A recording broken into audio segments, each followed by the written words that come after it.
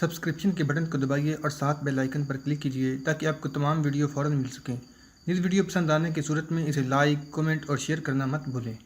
بطریق اعظم زمین پر بیٹھ گیا۔ آپ خدائی احکام کے پابند نظر آتے ہیں، بطریق نے کہا۔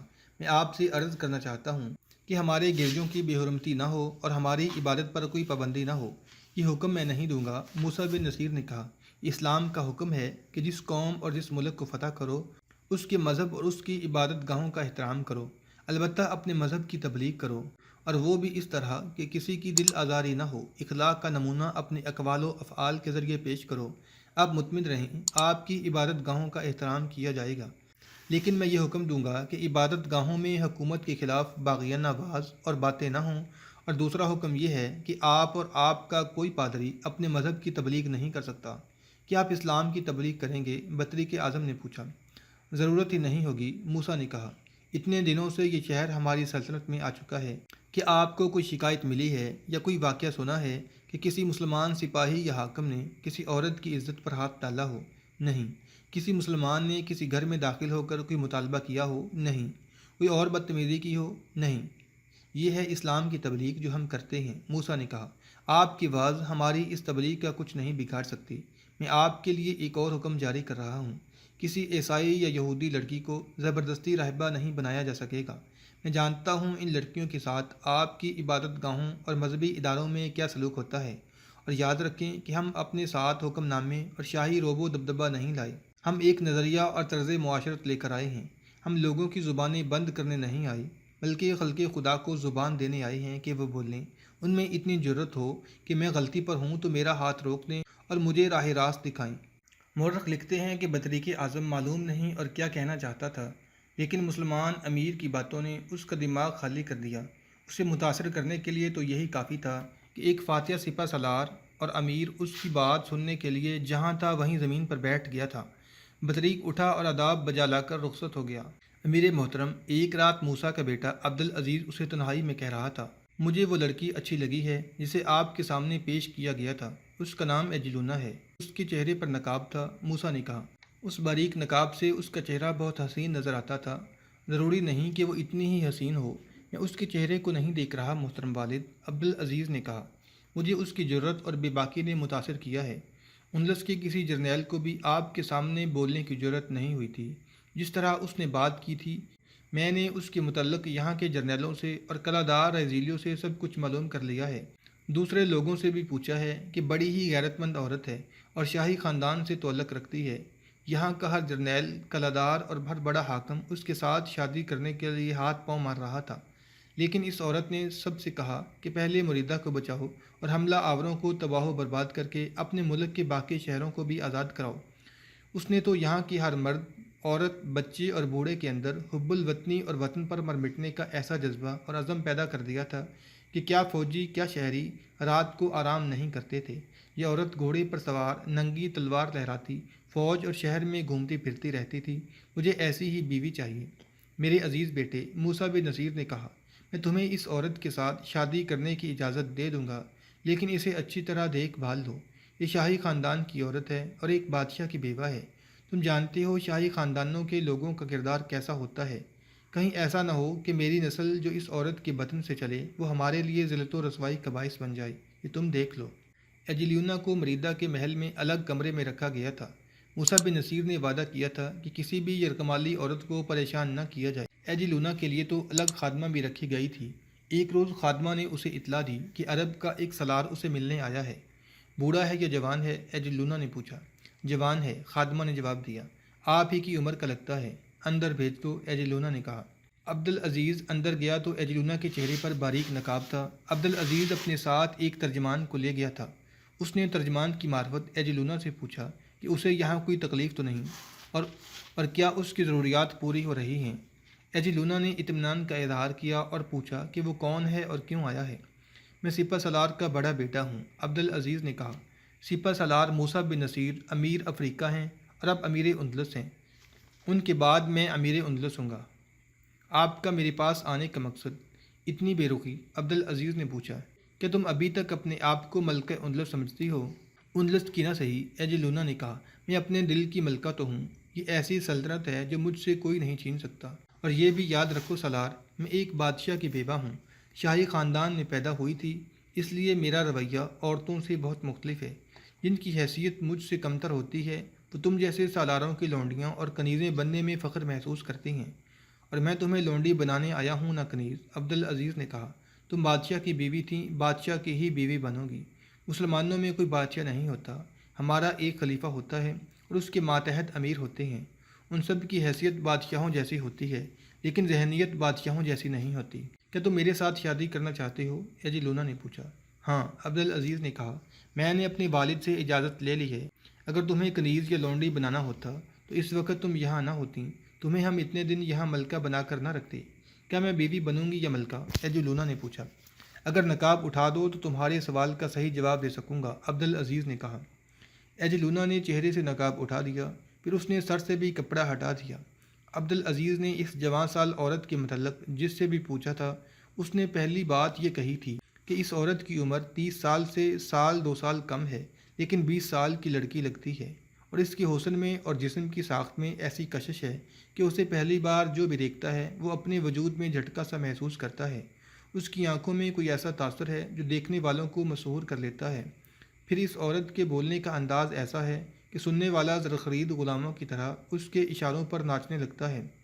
ایک انگلسی جرنیل نے عبدالعزیز سے کہا تھا کہ اس عورت کا حسن اور دلکش سراپا بہت ہی خطرناک ہے، اس نے راڈرک جیسے ظالم بادشاہ کو موم کر لیا تھا۔ عبدالعزیز نے جب ایجی لونا کا چہرہ بے نقاب دیکھا تو وہ جیسے چونک پڑا ہو۔ دم بخود ہو جانا اسی کو کہتے ہیں۔ ایجی لونا کے ہونٹوں پر تبسم تھا، اس کی تو آنکھیں بھی مسکرا رہی تھیں۔ تم ملکہ بنو گی؟ عبدالعزیز کے منہ سے بے ساختہ یہ الفاظ نکل گئے۔ اس ملک کی ملکہ، میرے دل کی ملکہ۔ کیا باقاعدہ شادی ہوگی؟ ایجی لونا نے پوچھا۔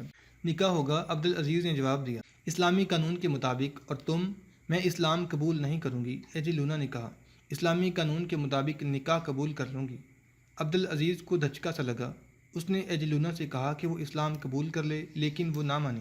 عبدالعزیز کے زیادہ اصرار پر اس نے کہا کہ کچھ عرصے بعد وہ اسلام قبول کر لے گی۔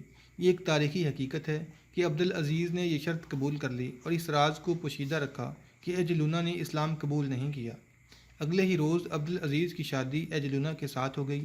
عبدالعزیز ایجی لونا کی حسن سے ایسا مخمور ہوا کہ اس نے اپنی شخصیت اس کے وجود میں مدغم کر دی، اور جان نہ سکا کہ یہ عورت تھوڑے سے عرصے ہی بعد اسے ایسے انجام تک پہنچا دے گی کہ تاریخ لرز جائے گی۔ 1.5 سال پہلے موسیٰ بن نصیر نے مریدہ جیسا ایک بڑا شہر اشبیلیہ فتح کیا تھا۔ وہاں کے شہری انتظامات، محصولات اور کاروباری سلطنت کے دیگر امور کے لیے عربی حکام کی ضرورت تھی۔ یہ کمی یہودیوں نے پوری کر دی تھی۔ یہودیوں کو 2-4 اہم رتبے دیے گئے تھے۔ پہلے بیان ہو چکا ہے کہ راڈر کے دور حکومت میں یہودیوں کے ساتھ 3rd کلاس شہریوں جیسا سلوک ہوتا تھا۔ ان کی آمدنی کا زیادہ تر حصہ ٹیکسوں کے ذریعے ان سے لے لیا جاتا تھا۔ انہیں فوج اور سرکاری محکموں میں گھٹیا درجے کی ملازمت دی جاتی تھی۔ ان پر سب سے زیادہ ظلم تو یہ ہوتا تھا کہ کوئی یہودی لڑکی کسی پادری کو اچھی لگتی تو اسے اپنے ساتھ لے جاتا اور اسے راہبہ بنا لیا جاتا تھا۔ یہودیوں کے ساتھ اعلیٰ حاکموں کا بھی یہی رویہ تھا۔ مختصر یہ کہ یہودیوں کو اندلسی معاشرے میں کوئی عزت اور کوئی وقار حاصل نہیں تھا۔ یہی وجہ تھی کہ انہوں نے راڈر کو شکست دینے میں طارق بن زیاد کی خفیہ مدد کی تھی۔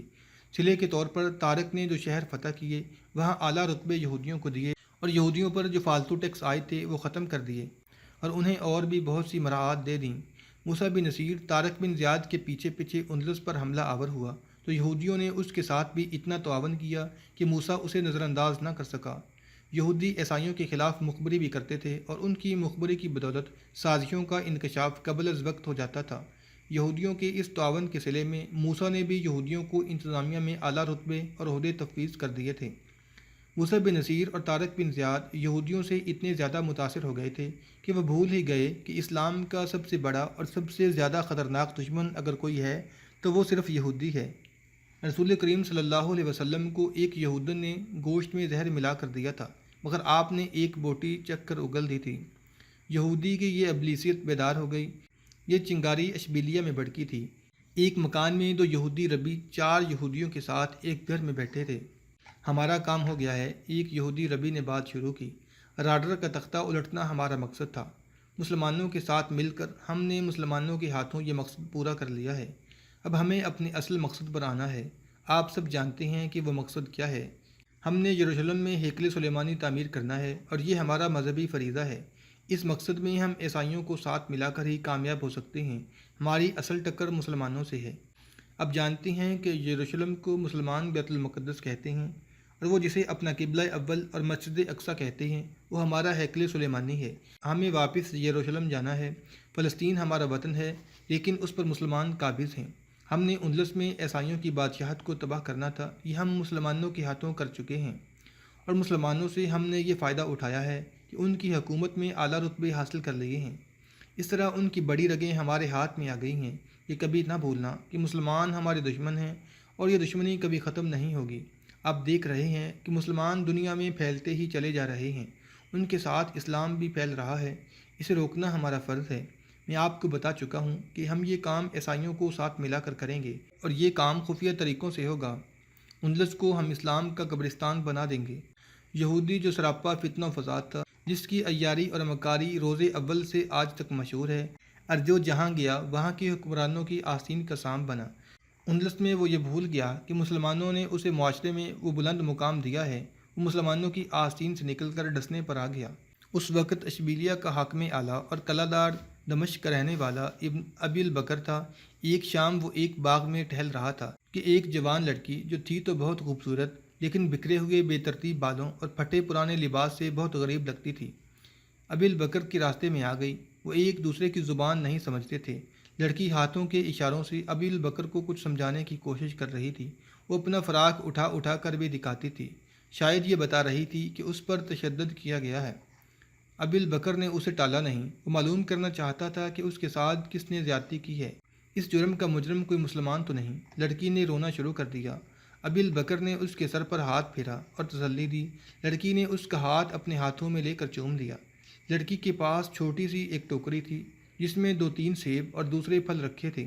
لڑکی نے ایک سیب ابی البکر کو دیا اور اشارہ کیا کہ وہ کھا لے۔ ابی البکر نے اس خیال سے سیب کھا لیا کہ یہ غریب لڑکی اس کا شکریہ ادا کرنا چاہتی ہے۔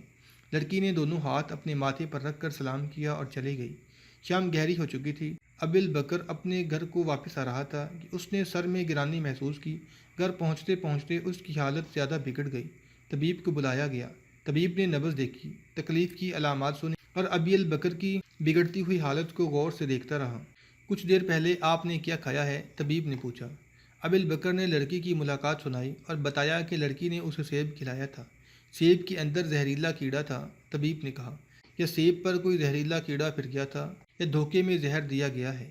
ابی البکر ملاقات کی ہر بات سنا کر تڑپنے لگا۔ طبیب نے اسے دوائیاں کھلائیں، لیکن وہ جانبر نہ ہو سکا۔ موسیٰ بن نصیر کو اطلاع دی گئی۔ اس نے کسی اور کو اشبیلیہ کا حاکم اعلیٰ مقرر کر دیا۔ کسی بھی مورخ نے دوسرے حاکم اعلیٰ کا نام نہیں لکھا۔ ابی البکر کی وفات کے 2-3 دن بعد فوج کا ایک نائب سالار ایسی ہی یا اسی لڑکی کے ہاتھ سے کوئی چیز کھا کر مر گیا۔ 1-2 دن ہی گزرے تھے کہ رات کو ایک مسلمان حاکم ایک گلی سے اکیلا گزر رہا تھا کہ پیچھے سے کسی نے اس کی پیٹھ میں 3 بار خنجر مارا۔ صبح وہ گلی میں مردہ پایا گیا۔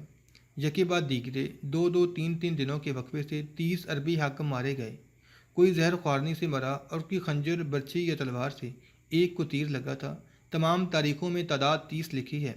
پروفیسر ڈوزی اور ڈاکٹر کوندے نے لکھا ہے کہ موسیٰ بن نصیر کو مریدہ میں ان الفاظ میں اطلاع دی گئی: 30 چھوٹے بڑے حاکموں کی پراسرار موت بتاتی ہے کہ یہ سازش ہے، جو شکست خوردہ عیسائیوں کی ہی ہو سکتی ہے۔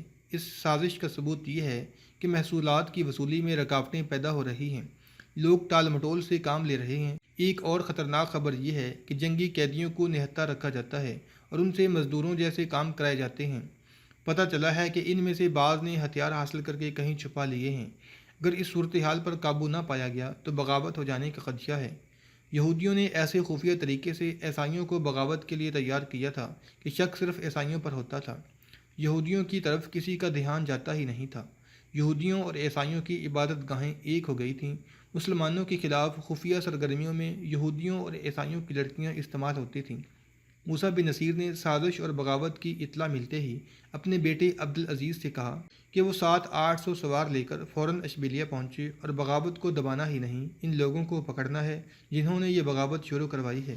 سزائے موت سے کم سزا نہ دینا۔ موسیٰ نے عبدالعزیز سے کہا، مجھے یہ شک بھی ہے کہ یہ فتنہ یہودیوں نے پیدا کیا ہے۔ یہودی؟ عبدالعزیز نے حیران ہو کے کہا، یہودی تو ہمارے ساتھ ہیں۔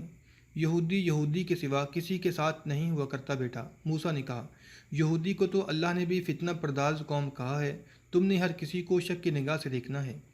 عبدالعزیز اپنی عیسائی بیوی ایجلونا کے ساتھ اشبیلیہ پہنچ گیا۔ اس کے ساتھ 700 سوار تھے۔ اس نے ہنگامہ برپا کر دیا۔ مخبروں کو بلا کر وہ 1-2 دنوں میں سراغ لگائیں کہ یہ بغاوت کس طرح شروع ہوئی ہے اور اس کے پیچھے کس کا ہاتھ ہے۔ پھر اس نے جنگی قیدیوں کو، جن میں زیادہ تر اب روزانہ اجرت پر کام کرتے تھے، اکٹھا کرنا اور ان سے پوچھنا شروع کر دیا کہ کس کس نے ہتھیار چھپا کر رکھے ہوئے ہیں۔ سب ڈر گئے اور انہوں نے انکار کیا۔